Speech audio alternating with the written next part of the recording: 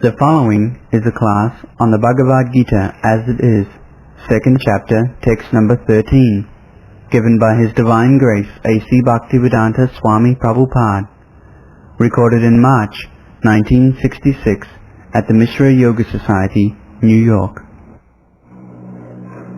Dehinasmin jatha dehi kaumana jovanam jara tatha dehantanam prapti dhira sakta namaya. This is second slow. You can open it. The Sanskrit word is Dehina asmin jatha dehi kaumanam jovanam jara tatha dehantanam prapti dhira sakta namaya. Second, yes. Just as boy who was youth and old age are attributed to the soul through this body, he is the soul to change another body. The wise man does not get deluded about this. Yes. Now, this wise man, the word, Sanskrit word, is dhira. Dhira means that one who is undisturbed in mind. And our disturbance of the mind is due to our ignorance. Suppose I want to go somewhere. Now I am in the station, and actually it so happened when I came to New York first from India, I was dispatched to Butler by the bus station. But I was a new man, I did not know the rules and regulations.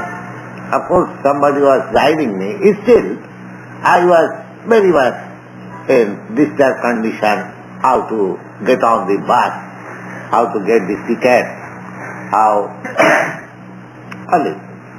So, disturbance of mind is due to our ignorance. Yes, come in.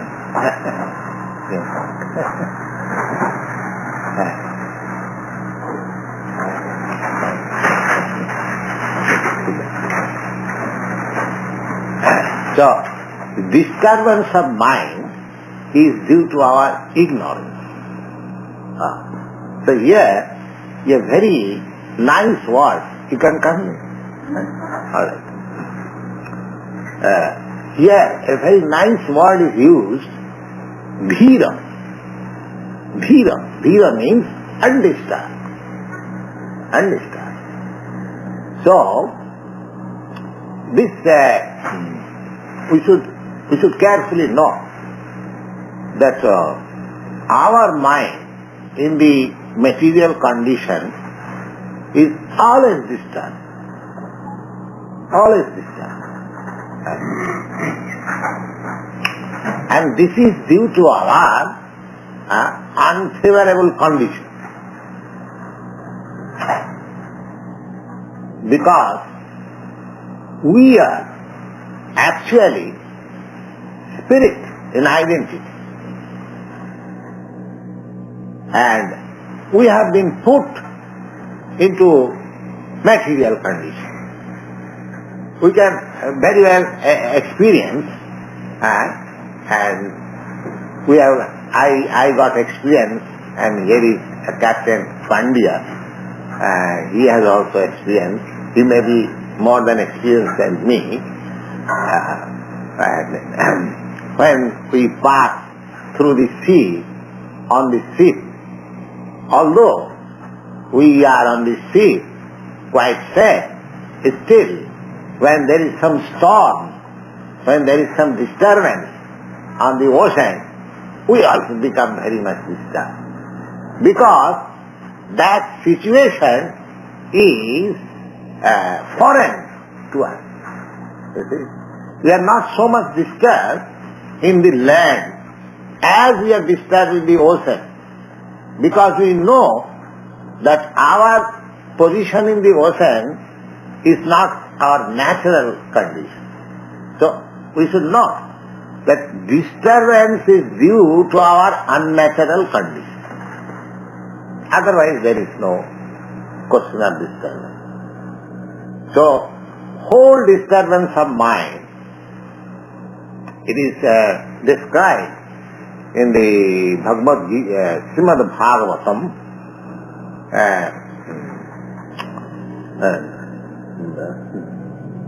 Tathadu manne suravajya dihinam sada samudvigna dhyam asadgraha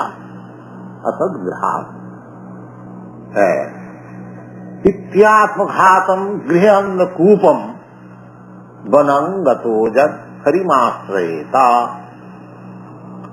This is a verse in connection with talks between Maharaj Prahlad and his father Hiranyakashipu. His father was gross materialist, Hiranyakashipu. Hiranya means gold and Kashipu means soft bed. So materialists, they are concerned with gold and soft bed for enjoyment. You see? So his name was Hiranyakashipu. And the Prahlad, his son, Prahlad means Prakishtarupena Allad. Allad means pleasure. He is always full of pleasure. He has nothing to do with material, because material pleasure cannot give us pleasure. It is our mistake. But because we have no information of the spiritual pleasure, and because we are conditioned by this material body, therefore we seek pleasure through matter. Now, we have to raise ourselves from this position, and then we can get unlimited pleasure. We want pleasure, but we do not want such pleasure which ends. We want a non-ending pleasure. That is our heart's desire. But in material pleasure, we cannot have that thing. Even if you take a very good food stuff, just delicious, still after taking some portion of it, you will feel yourself satiated. Then that very food stuff, you will say, no, I don't want it. Because that ends. So that is not real pleasure. Real pleasure is defined ananta. Ananta means that which has no end. So that pleasure you can have only when you are spiritually realized soul. That is possible. That is possible. We are reading all these scriptures, Bhagavad Gita, Srimad Bhagavatam, and there are so many Vedic literatures that if anyone wants to have spiritual life, there is complete facility. There is complete facility. Now this Prahlad was a boy, a child, not boy. He was only 5 years old. So his father called him, my dear son, what you have learned from your teacher, best, please explain. So he is explaining this. Tathadu manne suravajya dihinam sada samudvignam dhyam asadgraha hityatmaghatam grihananda kupam vanangato jat harimasrayeta. My dear father, and his father was materialist, therefore materialists are called in Sanskrit language Asura. There are two kinds of human beings all the time. Asura and Deva. Deva means human beings who are connected with the Supreme Lord. their life is for realization of the supreme truth. They are called Deva. Just like in higher planets, there are also living beings. They are called Devatas, demigods. Because their magnitude of pleasure is far, far greater than ours. But because they do everything in relation with the Supreme Lord, therefore they are called Devatas. Devata. Devata means demigod. And Asura means just the opposite. They simply enjoy life for the matter of sense pleasure. That's it. So those who are interested in sense pleasure, they are called Asuras. And those who are interested in unending spiritual pleasure, they are called Devatas. Devata and Asura does not mean that Asuras are very ugly and Devatas are very beautiful. Even the ugly man can become a Devata. Or even a beautiful man may become a Asura. That is due to his mentality. Because after all, the soul is pure. When he is in unnatural condition of life, wants to enjoy simply the material senses, he becomes Asura. So Asura can be turned into Devata. There is no hindrance.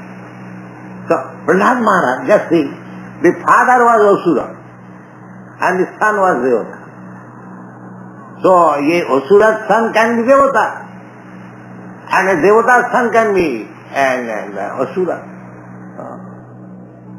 Just like in India. In India nowadays there is a great movement for removing the caste system.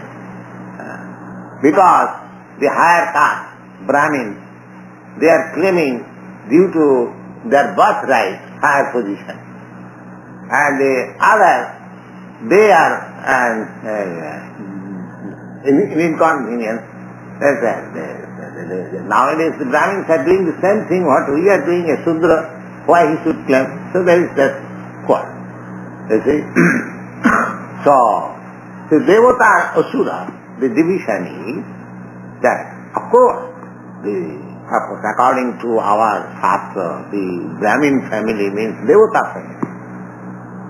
But because nowadays their descendants, they are deviated from the Brahminical culture, they are not to be considered as Devatas. That is also mentioned in the Shastra.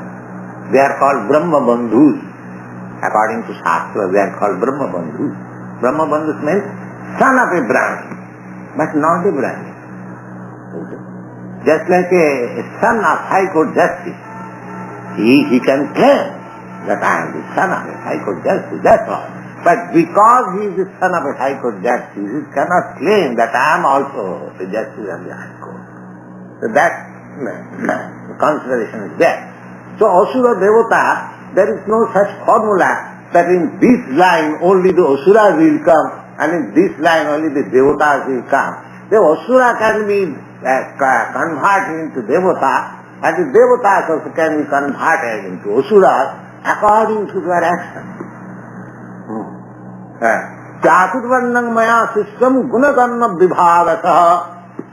In the Bhagavad Gita it finds that this whole division of caste, that is created by me, maya system, I have created. But how it is? According to guna and karma, according to quality and according to his work. He never says according to birth. So just see. Now, here, Hiranyakasipu is Asura, but his son is Devata, Prahlad. Now, according to birthright, he should be also Asura. But no, he is Devata. Prahlad Maharaj is counted one of the 12 great personalities who can distribute transcendental knowledge. They are called Mahajan. Now this Prahlad Maharaj, because he is Mahajan, his statement should be accepted. So he is saying to his father, Asura Vajja, my dear father, you are the greatest of the Asuras. Asura Vajja, Vajja means greatest. So if his father, addresses his father Asura Vajja, Asura, because your aim is simply sense pleasure. Is it? So, Tatsadhu manne Asura Vajja dehina. The father asked the son, what you have learned the best thing. So he is also saying, essentially, and before his father, the best thing. So, my dear father, for the dehina, here also the same thing, dehina. Dehina means yatha dehi. Dehina means the spiritual part who has accepted this material body. This material body is foreign. That will be explained. Just like your coat and shirt is foreign to yourself. Similarly, this material body is foreign. So Dehina means one who has accepted this material body.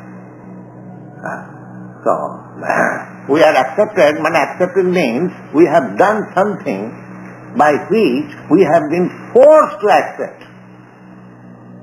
Forced to accept. Just like if you are put into the prison house has got separate dress.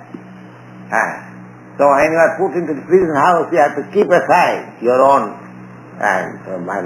household dress, and you have to take that particular dress.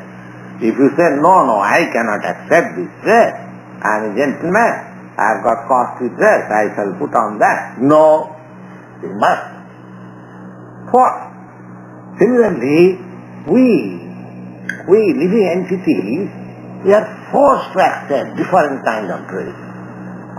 There are 8,400,000 kinds of dresses like this body.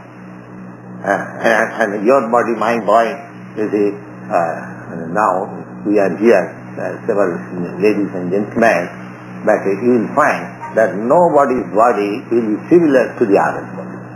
And God's arrangement is so nice that everyone has got his particular body according to his work. It is so nice arrangement. You will find millions of persons and everyone will find different from the other. You won't find two similar persons. So because there are different kinds of mentality. Not that all our mentality is one and the same. No. And the law of nature is so fine that according to the different kinds of mentality, they have got different kinds of bodies. The Dehinas means. So Prahlad Maharaj says that Tatsadhumanni Siravajja Dehina. Dehina means of those who have accepted this material body. For them. And what is their condition? That Dehina Sada Samudvigna Dhyam.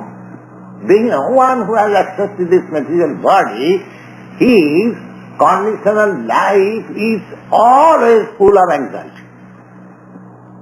Not that you are always in want. Even in your duty. Just like our captain's office here, I have seen in this seat, we have got very serious duty. In the ocean, he is always consulting the chart and the latitude, longitude, which side the seat is going. And that is anxiety. Because so many lives, so many properties is under his control. Any slight mistake would play havoc. We do not know. I was asking his captain, where you are going? But I do not know. I see simply vast of water. But he has got responsibility. He knows this thing. So any responsible officer, any responsible, your President Johnson, he is also full of anxiety. I am also full of anxiety. You are also full of anxiety. Even a small bird will find. You give a small bird some grain, You'll see like this. Is there any? Somebody is coming. Somebody is killing me. So full of mentality. This is the condition. This is the condition. So you cannot be free from the anxiety. Dehina, Prahlad says, Sada samadvigna dhyam, and why this anxiety? Na asad grahat. Because he has accepted this temporary body. He is eternal. A living spirit is eternal, but he has been forced to accept this temporary body. This is my position. One should be conscious of his precarious position, that I am eternal, but I am encased in a temporary body, which will not exist. However, I may try to make it useful by so many arrangements. But no, the science cannot give you permanent life. Oh, that is not possible. You may, however, may be proud of your scientific advancement of knowledge. But Bhagavad Gita says that 4 things, Janma Mrityu Jara Vyadhi Dukkha Dusana Darsanam. My dear friend, however you may make advancement in scientific knowledge, you cannot stop birth, you cannot stop death, you cannot stop old age, neither you can stop disease. So long we have got this body, so we must have anxiety. That is the law of nature. Now here it is said that, now let us finish that. Prahlad said, Sada samidvajna dhyam. My dear father, for persons who have accepted this temporary material body and is full of anxiety always, for them my idea is that they should give up this materialistic life and surrender unto Hari. Hari means Bhagavan, the Supreme Lord. That is the way of getting out of. And actually this is so. And in the Bhagavad Gita, we will find, and the last instruction to Arjuna is, Sarva dharman parityajya mamekam saranam. This is the most confidential knowledge I am giving you, because you are my friend, and because I love you very much. Therefore, this is my last word. So, we can get free from all anxiety as soon as we are surrendered to Hari. That is the whole system of spiritual knowledge. Aradhita jadi Hari tapasa tatatkim. If you accept from the very beginning this principle that I must surrender unto the Supreme Lord, then there is no other necessity of prosecuting your spiritual knowledge. That is the final spiritual knowledge. Aradhita jadi Hari tapasa tatatkim. Tapasa means penances, accepting penances for spiritual realization. Now, one who has accepted the worship of the Supreme Lord, he has no more anything to do for spiritual realization. He has realized. And Naradhita jadi Hari tapasa tatatkim, and after undergoing so much severe penances, if one does not understand what is God, then whole thing is spoiled. Tapasa tatatkim, whole penances is spoiled, because he could not reach to the ultimate goal.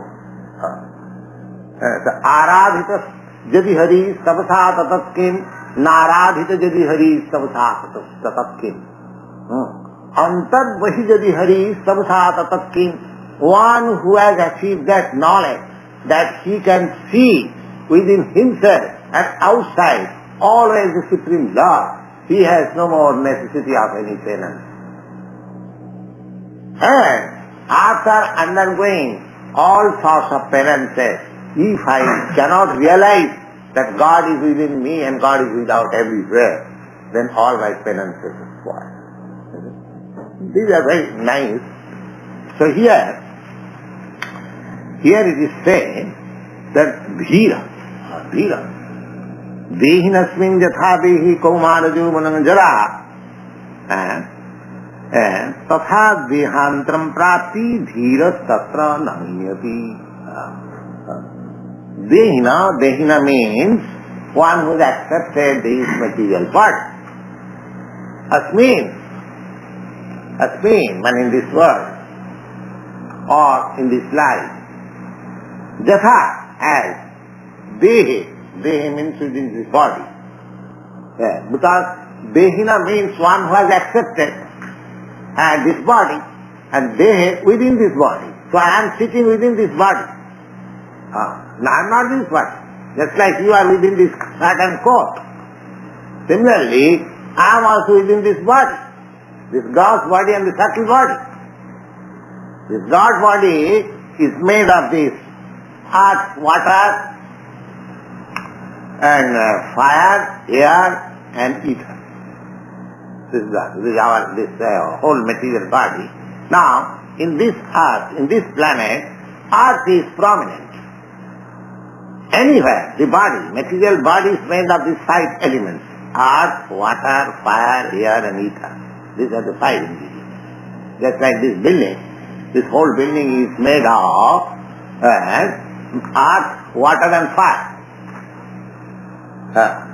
You have taken some earth and you have made bricks and burnt into the fire, and after mixing the earth with water, you make a shape of brick, and then you put into the fire, and then when it is strong enough, then you set it.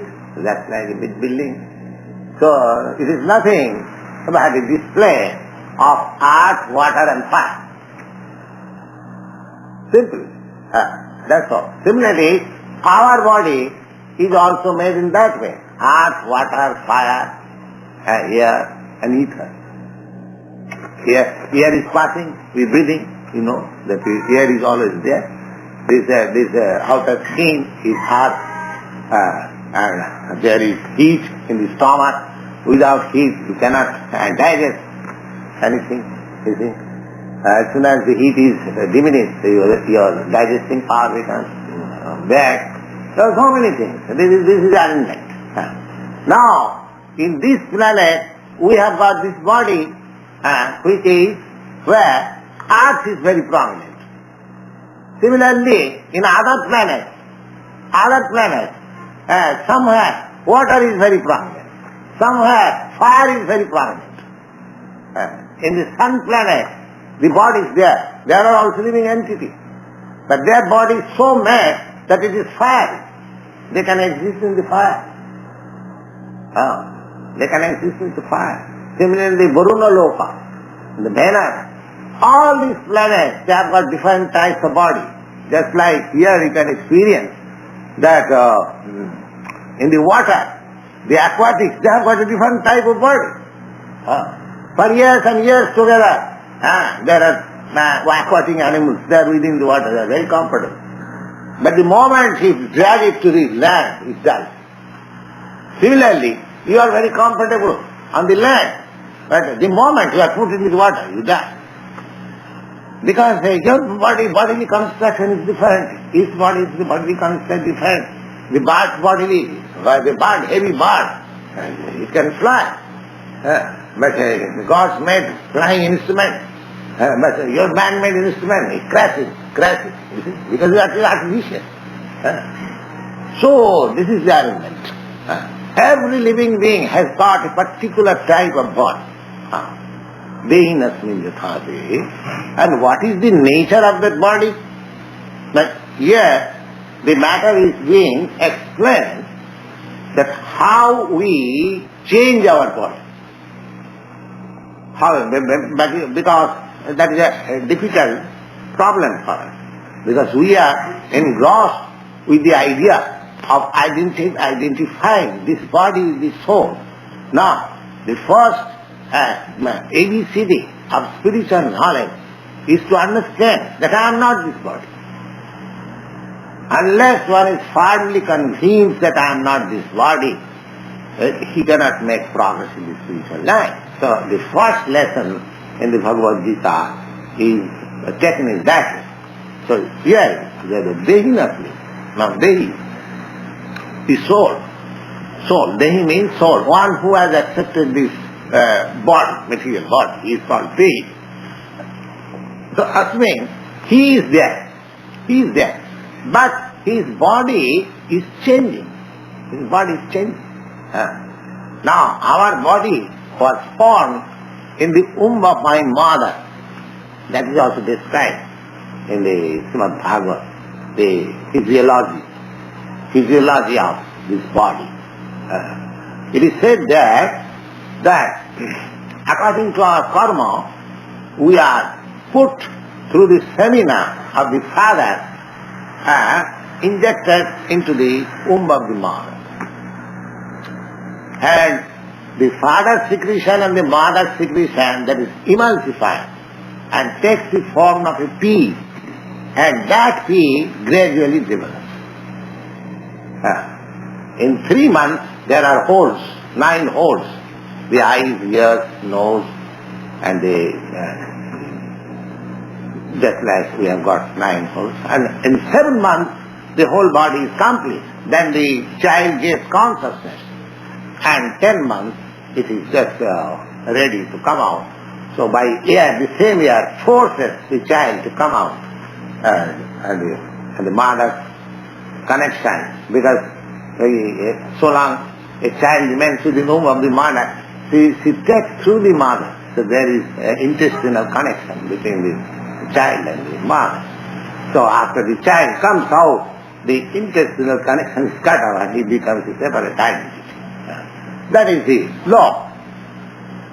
Now, our point is, as from the mother's womb, from the very beginning of her birth, as the body develops. Similarly, after coming out of the body, it also develops. But the spirit spark is there the same. The body takes development. So, now, that development from this small child, he becomes a bigger child, then becomes a boy, then becomes a youth, then gradually an old man like me, and then gradually when this body is no longer useful, then it has to be given up and another body has to be taken. This is the process of transmigration of soul. I think there is no difficulty to understand this simple process. Now the soul is there, and the body is transforming every moment, imperceptibly. Just like if you have seen some your friend's child is small, and after 5 years you go to that friend's house and see the child. Oh, you have grown so big. You have grown so big. But the father, mother cannot see. Because they are seeing daily, they do not see how my child is doing. Daily. But a man who comes all of a sudden after 5 years, he says, oh, the child is grown up. So imperceptibly, we are changing our body every moment. Every moment. That is also medical science. That we are changing our blood capacities every moment. You see? Similarly, what is the difficulty to understand that the soul transmigrates from one body to another? It is very nicely explained here. As the owner of the body is there within the body, but the body is changing one after another. Dehinasmin yathadehi, komara juvana. Yes, 2 examples are given. Komaram means the age up to 15 years. The age after 15 years, that is called Komar. And from 16 years So upwards, after 40 years one is youth, and then after 40 years one becomes old.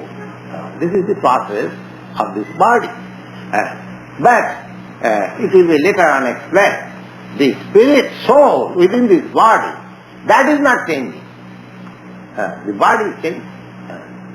The dehinasmin yatha dehi komara juvanam jara tatha dihantram prapti dhira sattva. Dhira means the man who is out of ignorance.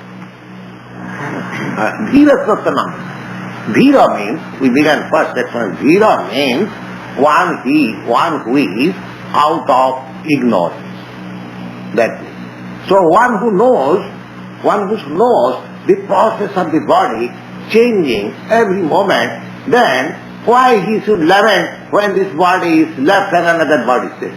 Suppose if I throw away this covering of my body and take another covering, then what is their lamentation? What is the cause of lamentation? And one should be rather glad that the old garment is thrown away and one new garment is taken up. So this question, because Arjuna was disturbed that how can I fight with my grandfather? This is all right. That is my duty to fight. But how can I fight with my grandfather Bhishma, with my teacher Dronacharya? It is not possible. So he is playing the part of a fool, but he was not a fool, but just to teach us. Unless he becomes a fool like us, why this Bhagavad Gita will come? The Bhagavad Gita, just like it is play. Krishna is constant companion of Arjuna. So Arjuna cannot be put into that ignorance. It is for our benefit that by the will of the Lord Krishna, Arjuna is put into that sort of ignorance. So he is asking Krishna all these questions, just like a foolish man, and Krishna is giving instruction, so that it is being recorded in the history of Mahabharata for future generations. So here Arjuna, he was declining fight, that how can I fight with my grandfather?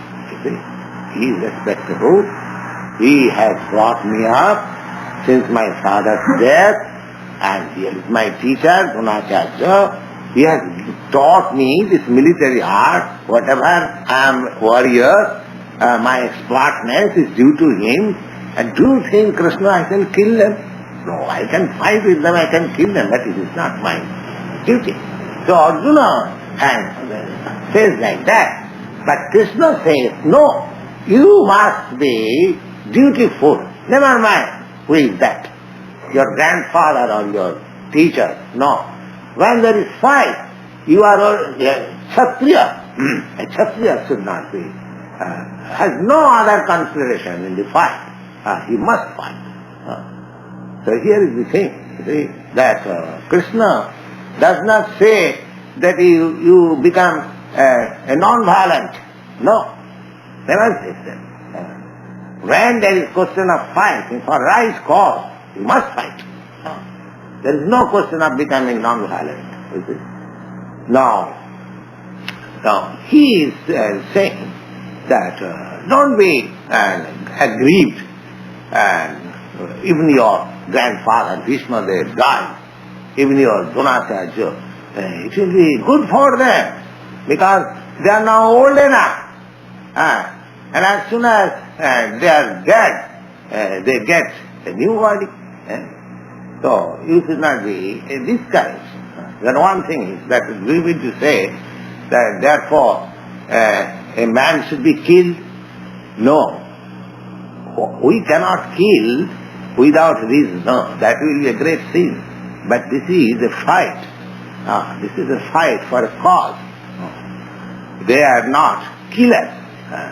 It is said that a Kshatriya who lays down his life in the battlefield, he at once rises up to the higher planet. Because for right cause,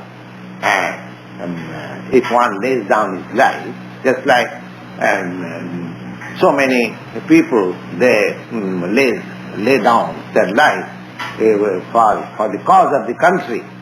Do you mean to say they are sinful or they are going to hell? No. Those who are laying down for the good cause, their life, their next life is very brilliant.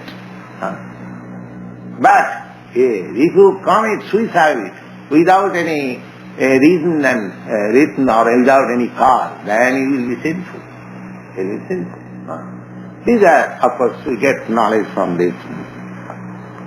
So, dehinasmin yatha dehi kaumar jovanam yatha tatha dehantram prapti dhira. So dhira, one who has got complete knowledge of the constitution of this body and the constitution of the spirit soul, they are not agreed when a soul transmigrates from one body to another. That is the sum and substance of the whole this world. Now, here some philosophical questions may be raised. There are two classes of philosophers that after liberation, after getting out of the body, the soul amalgamates with the Supreme Soul. That question we have already discussed. Still, there is no harm discussing it again, because any substance and knowledge, if it is discussed one after another, twice, thrice, it is better. Now, Krishna finds out that every soul is individual soul. Every soul, and that is our experience, that every one of us, we have got some individual consciousness. Not that my consciousness is just equal to your consciousness. I do not know what is going on. So, we are all individual souls. But according to Mayavadi philosophers, they say, just like the sky, the ether is everywhere, within your body and within mine, within everyone. That the ether has taken a form due to this particular body, but when the body is vanquished, the ether amalgamates with the greater ether. This is called Ghatakas Patakas. Ghatakas Patakas means Akas is here. Now, Akas means ether. Ether is here. Now, that ether, now by this body. Now, this body, there is also ether. Now, as soon as this body is destroyed, it is burned, or it is in another way destroyed, that this ether within my body becomes amalgamated with the greater ether. So, this sort of assertion is not accepted in the Bhagavad Gita. Because the first reason is that ether is a material thing. Ether is a material thing. And the soul is spirit. We'll have in the later slokas that soul cannot be cut. Soul cannot be cut into pieces. The spirit cannot be achidriyam adajayam. We'll get those slokas. Soul is never can be cut into pieces. You see? Just like here is a paper. I can tear this paper into pieces, but it is not possible for the soul. Then it loses its eternity or its stability. You see? So we cannot compare ether with soul, because they are two different subject matter. You see? Analogy. Now those who are present here, those who have knowledge of logic, analogy. analogy is possible when the two things are, when there are greatest number of similarities of two things, then there can be analogy. Otherwise there is no question of analogy. Just like if I say, oh, this lady's face is just like moon. Now, there must be some similarity in this face and the moon. As the moon is bright and very beautiful look at, therefore this face must be very beautiful and very bright. And if the face is ugly, how can I compare with this moon?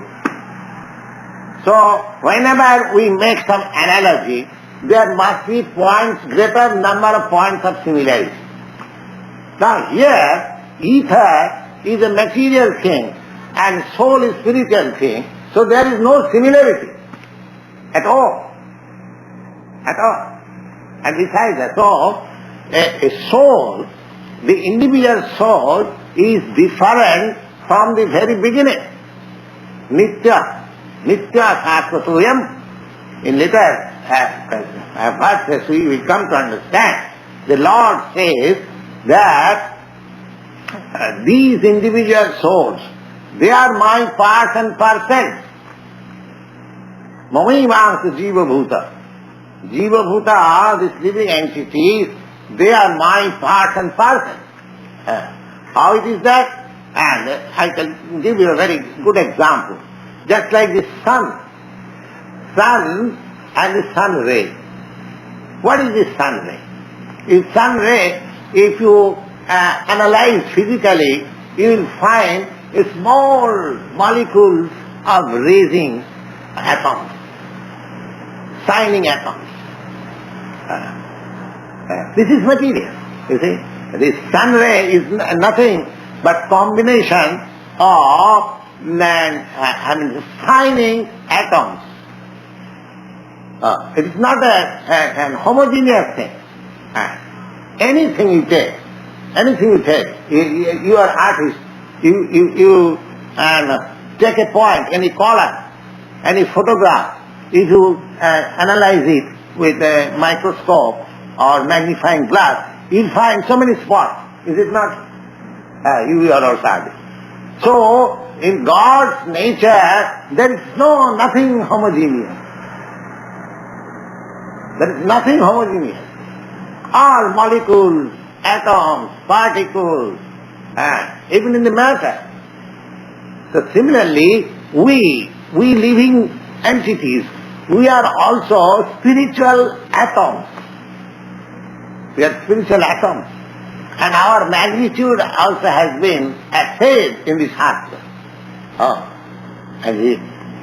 That magnitude is stated in the Purana that Kesagra Satobhagasya Satodha Kalpitasya Cha. Kesagra, your hair, I have no long hair, you have got. Now you can see the point of the hair. Kesa Agra. Agra means the point of the hair. Kesagra Satobhagasya. Now if the point of the hair you divide into 100. That is imaginable. That's not imaginable by you. How the point of the hair can be divided into 100. Kesagra Satobhagasya. Now take one part of that division and again divide into 100. This is beyond your experience, beyond your power. By arithmetic calculation, the mathematicians say that the point has no length and breadth. Oh, this is a disappointment, because he cannot measure the length and breadth of the point, therefore he says like that. But point has length and breadth. Anoraniyana mahato mahiyana. Therefore, a certain class of philosophers, they are astonished simply by seeing the great magnitude of the Lord. But there is smaller, Anuraniyana. There is a much smaller than the atom magnitude. And that is beyond our experience. Therefore we say Nirakar. Nirakar means we cannot calculate the akar, the actual form. Nirakar does not mean that it has no form. It has form. That they say that the point has no length and breadth. Similarly, The soul has everything, length, and within that point, it has got its head, legs, everything, consciousness, everything there. And because it is beyond the calculation of our human knowledge, therefore they are disappointed. Nirakar, not Nirakar. It has occurred. But we are, so our senses are so blunt that we cannot calculate. Now we are, in these days of scientific advancement, you take a dead man, you sit down, now we can see how the soul transmigrates from this body. You cannot see. You cannot see. Our eyes are not qualified to see it. Therefore, all the senses, they should be spiritual eyes. If we want to see the spirit whole, the Lord is spirit whole, we cannot see in the spirit part. We are very much proud of our senses, but our senses are so imperfect that now I see with my eyes, but I cannot see my eyelid. You see? The eyelid is always attached with my eyes, but I cannot see. So, our power of using the senses, that is very limited. So we should not depend only on the senses. As a pratyaksha, it is called pratyaksha anumana. There are three kinds of evidences: pratyaksha, anumana, and oitijya. Pratyaksha means that you can directly perceive.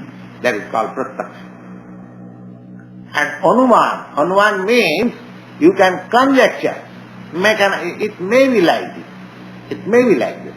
Perhaps it is like this. This is called anuman. And the other evidence is oitijya. Oitijya means to take evidences from the authority. So, out of these three evidences, this oitijya evidence, just like we are taking instructions of Bhagavad Gita, sound vibrated by the greatest personality, Sri Krishna, that sort of praman is accepted. That is the best. That is the best way of acquiring knowledge. Because so far direct evidence is concerned, it is impossible because our senses are so imperfect, we cannot have anything. We can have some direct experience of certain things, but not for all. Especially for this spiritual things, which is beyond our experience. So pratyaksha means direct evidence you cannot have. And anuman means speculation. Simply, it may be like this, it may be like that. That is also imperfect. Because our thinking power is also limited. Because our senses are limited. So our thinking power is, mind is one of the senses. Out of the 10, the mind is considered to be the 11th sense. There are 5 karmendriya and sensory organs and working organs. 10, and the mind is the chief. So mind is also considered as one of the senses, the chief senses. Okay. So because it is sense, it is imperfect. So by mental speculation, we cannot have it into right conclusion. By mental speculation. Though are simply speculating on mind, they can make some progress to a certain extent, but they cannot reach the ultimate goal. It is not possible by mental speculation. Neither it is possible by direct evidence. The only possible evidence is authority. Just like yesterday also I gave you that example. Just like if a child asks his mother, who is my father? Now the mother says, here is your father. Now if the child says, I don't believe it, so he has no other source of knowledge. accept the mother's version, that here is your father, he has no other alternative to know who is father. It is such a thing that neither he can imagine, speculate, oh, he may be my father, he may be my father, he may be my father. A lots of father he can gather. That is not possible. And neither it is possible for direct perception. The only possibility is the mother's evidence. Similarly, as the mother is the authority for the child, similarly, the Shruti, the Veda, they are called mother of knowledge. So, for such spiritual knowledge, we have to accept the authority. Now here, the Bhagavad Gita is authority.